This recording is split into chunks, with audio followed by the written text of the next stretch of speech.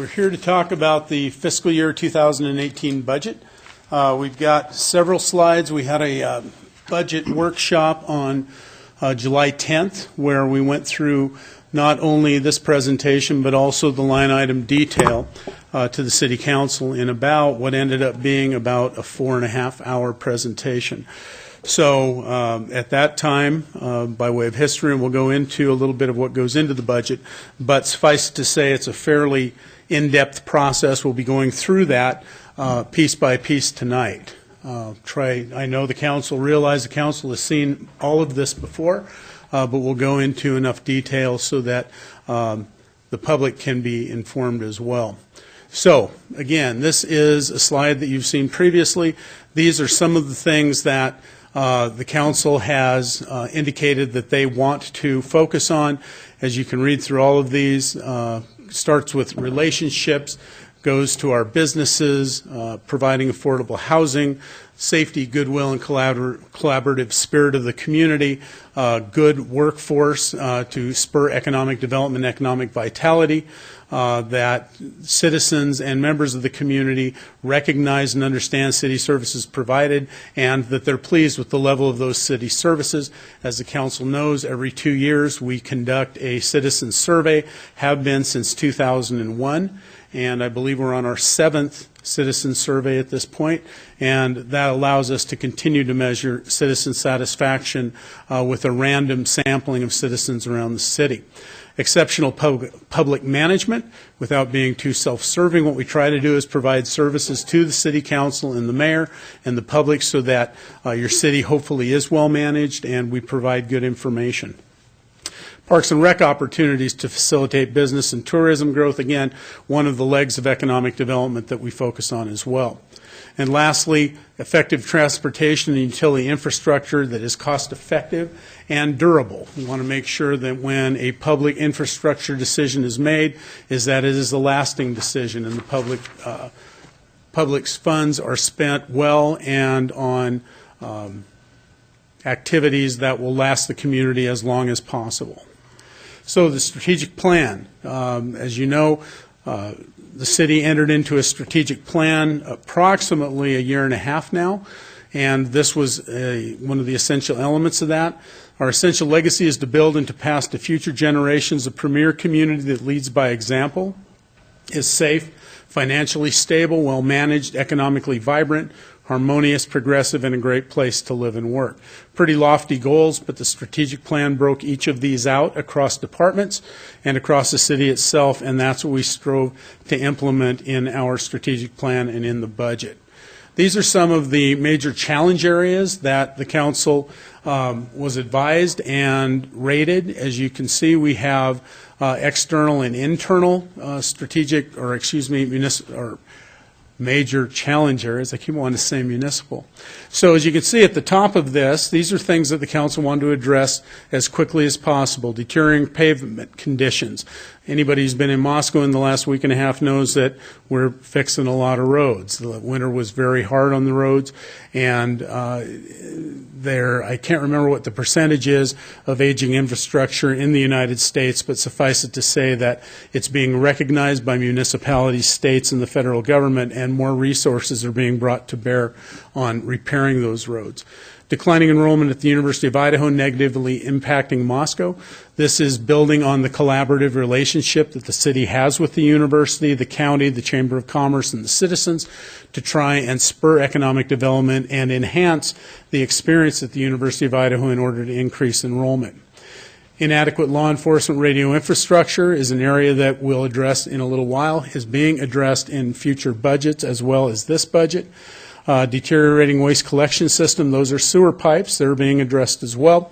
Insufficient revenue jeopardizing service levels, as you know, and we'll talk a little bit about in this presentation. The state of Idaho is very restrictive as to how cities can raise money. Local option sales tax is not an option for us. Increasing property taxes is limited by the state. There are a lot of areas that have, other states have that we are restricted. So we want to look at being as efficient as we can. and declining employment base weakens the local economy. When we do economic development, we find that some employers, prospective employers, can't find the employment base that they want here. They don't have sufficient workers in certain trades to be able to locate here, so that's something that we want to address as well. Internal are things that the city can address within its own structure. Insufficient law enforcement staffing to meet community demand. We addressed this almost immediately when we hired Eric Jurnis, who was our forensic detective, who will be receiving an award, or has received an award, a national award, be presented to him back in Washington, D.C., and we'll also have a local presentation this Wednesday at the police department for his work in protecting children in internet crimes. Deteriorating substandard police department building in vulnerable, unsafe location. It's pretty legend in Moscow that having a police department on a one-way street with southern access or southern egress only by an alley is inadequate. So that is something the council asked us to try and provide some proposals to address. Inadequate fleet facility reduces efficiency, and inadequate shop workspace. We're currently working on planning for renovating or providing alternatives to the council for our city shop space. So those were the Tier 1 MCAs. So again, what have we done? Fiscal year 2017 accomplishments. One of the things that we hope to address in a bond issue earlier this year, was purchasing fire apparatus. This traditionally has been done in a bond issue. The last bond issue that was passed by the citizens for purchase of fire engines was in 1991. We estimated what the cost of fire apparatus was. It was around $2 million, not counting half of a ladder truck that the University of Idaho has committed to assisting us with. It was going to be about $2 million.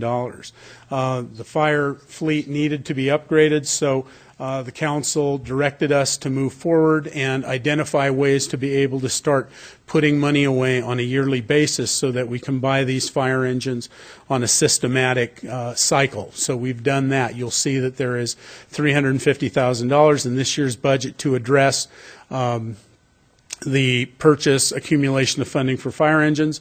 Council also moved forward with the purchase order for a $14,000 fire engine, which will be delivered in February or March of 2018. That was done during this current fiscal year, 2017. Pavement maintenance. Last year, council approved a budget which included $700,000 for our pavement maintenance program. Historically, that has been funded anywhere from $250,000 a year to around $400,000 a year, forcing the Public Works Department to accumulate funding for 2 years sometimes so they could get enough money to do major projects. So council has addressed that. And in 2018, proposed in the budget at this point, council in front of them tonight in the appropriation ordinance will authorize $874,346. As you can see, we took to heart the council's major challenge area, its top priority, and every extra dollar that we had was put into the pavement maintenance program, which accounts for that really odd-looking number up there. Development of community event division.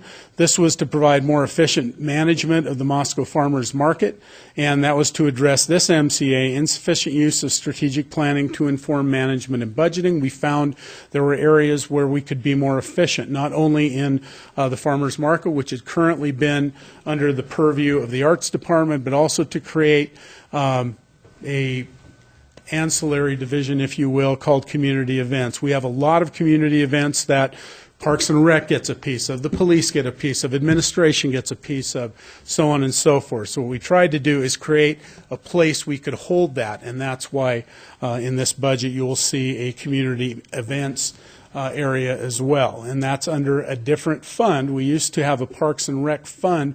We've combined the Parks and Rec revenue fund with arts and community events as well, so you'll see a little bit different bookkeeping as well. Facilities needs. One of the things, there is a proposal in this year's budget for a we call it a placeholder because we don't know the exact number at this point, but the number that the council has directed us is $10 million. That $10 million is for to address some of the city's infrastructure needs, specifically the police department, and relocating the police station to either a new facility or a repurposed facility. And as the community knows, Gritman Medical Center has indicated that they would like to talk to the city about perhaps repurposing the federal building downtown, and it could house not only the police department but some other city operations as well, taking care of the city's facilities needs into the foreseeable future. So that will be the focus of a workshop that we have tentatively set for September 11th, and that is the purpose of the bond issue that we'll talk about in a little while. So, further addressing our major challenge areas, we talked about the general obligation bond. We talked about limited revenue and the need for infrastructure in streets and parks. As I indicated, Idaho state law limits property tax increase to 3% of the previous year's levy. So our annual increase this year is $167,000, $157,000. That was last year. It is $160,000 in this fiscal year. We don't have the option for local option sales tax, which is what funds a lot of improvements in other states that allow that. We looked at a general obligation bond or loan. The city has $21 million of bonding capacity. Right now we have one outstanding general obligation bond. It is the Hamilton Low Aquatic Center bond, which is coming up on 20 years. Fiscal year 18 will see us pay that bond off. So that is the only general obligation bond that we have that the city pays on at this point, the public pays on. The general obligation bond, as we move forward and we talk about it on September 11th and into the fall, is the police facility, public facilities, equipment. And the reason I put that in there is because equipment included the fire apparatus, and it will have to be addressed by the City Council that taken off the bond measure because it's being addressed elsewhere. Infrastructure, some of the things we looked at was perhaps renovation of partial renovation of Main Street as well, downtown, and as well as some street. We've addressed both of those, we think, in a way that the council will have to look at and determine if they want to include in this measure as well. Park development was an area that was also included as a partial goal of a general obligation bond. Council made the decision through resolution earlier this summer that they would take the balance of the Hamilton funding, almost $2 million, and would allocate or obligate, if you will, by policy, those funds to be used to fund child playgrounds in the undeveloped city parks and to put accessible sidewalks so children can access those playgrounds. That is in conjunction with a new Parks and Rec program where Dwight and his crew have certified installers of playgrounds in order to get greater efficiencies. Having that funding available allows us to take advantage of buying opportunities as well as their program of incremental park development. So the parks crews will work to landscape, will work to seed, and work to install irrigation in those parks as well. So we're trying to address these needs as quickly as we can within the funding that we have.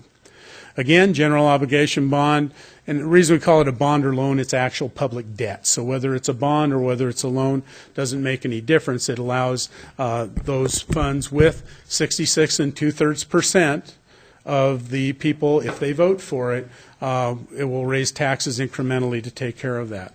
This takes care of, explains some of the reasons for doing that. Bond rates right now are very low. The City of Moscow, because of some of the financial work that's been done, the leadership that we've had, the comprehensive annual financial report, for instance, allows a pretty good bond rating, an uninsured bond rating that provides for lower interest rates, and we'd like to take advantage of that if we can.